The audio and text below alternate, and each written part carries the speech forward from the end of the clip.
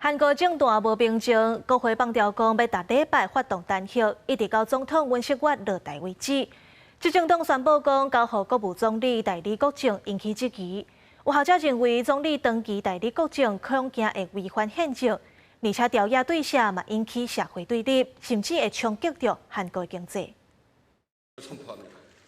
南韩总统尹锡悦弹劾案无结果，也阁无论是国会议事堂外口，也是公化门头前，七八日是有关有民众组织，也那社会民意看法也无完全同款。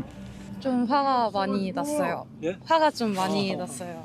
어제 결과는 국민들이 원하는 대로 결과가 났어요. 윤석열 대통령이 원하는 대로 결과가 됐습니다. 民众看法无同款，激起对立，社会恐惊是韩日分裂。南韩上大在野党共同民主党更加讲，将来每礼拜要推动弹劾。执政党国民力量党伊阁宣布，尹锡悦要阁再参与外交在内这国政。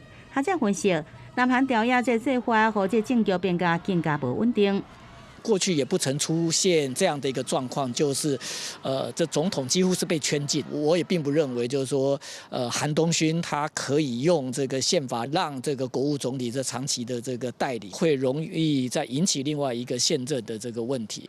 学者讲，执政党做法因讲是乌空，尹锡悦总统权力，相关政务若是由国务总理这人来代理，若欠少这个民意的基础，民众无满意，更加有危险的问题。因若执政党伫政治上用拖来等待改变，对着南韩经济未来会更加冲击。如果你韩国的一个政府这个陷入的这样的一个这种瘫痪哈，那你也很难这个去因应这个未来川普这个他所打出的这样的一个牌出来哈，不管是在关税或者是汇率等等。